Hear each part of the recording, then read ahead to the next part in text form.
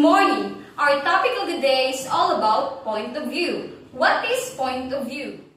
In literature, point of view is the mode of narration that an author employs to let the readers hear and see what takes place in a story.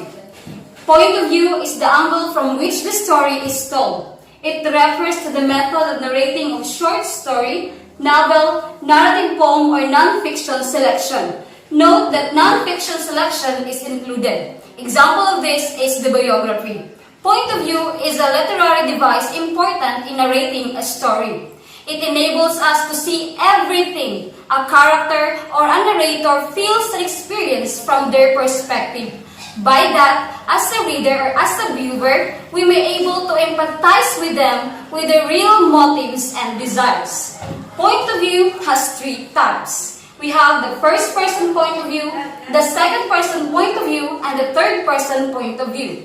Each type of point of view has its own strengths. Now we have the first type of point of view, the first person point of view, or also called the limited point of view.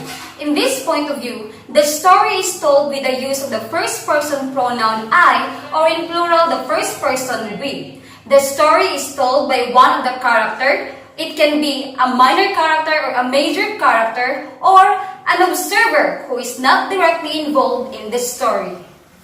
It involves the use of either of the two pronouns, I or we.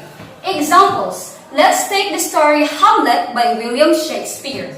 I have of late, but wherefore I know not, lost all my mirth, forgone all custom of exercises, and indeed, it goes heavily with my disposition. We have observed that in this story, William Shakespeare is using the first person point of view, I. And then, we have the second example, Daffodils by William Wordsworth. I gazed and gazed, but little thought what wealth the show to me had brought. Just like with the Hamlet, in these Daffodils, it uses the first person pronoun I.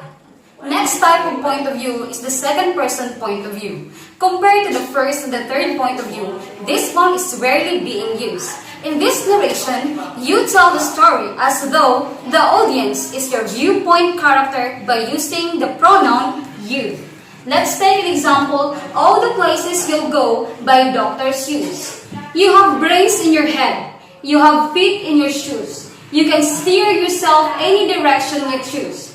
You are on your own and you know what you know. And you are the guy who will decide where to go. So we can see that the pronoun being used is you. Therefore, we conclude that this point of view is using the second person one. The last type we have is the third person point of view, also called as the omniscient point of view. In this point of view, it describes characters' actions using the pronouns he, she, it, they, or a name. Let's take an example of Pride and Prejudice by Jane Austen. When Jane and Elizabeth were alone, the former, who had been cautious in her praise of Mr. Bingley before, expressed to her sister how very much she admired him. We have observed that Jane Austen directly used a name Jane and Elizabeth, and we also have Mr. Bingley. We can also see that in this excerpt, she uses the pronoun she. Here, she.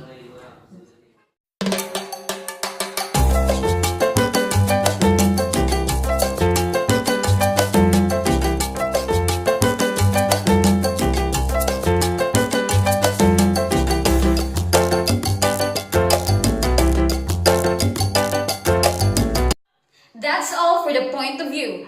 Thank you for watching.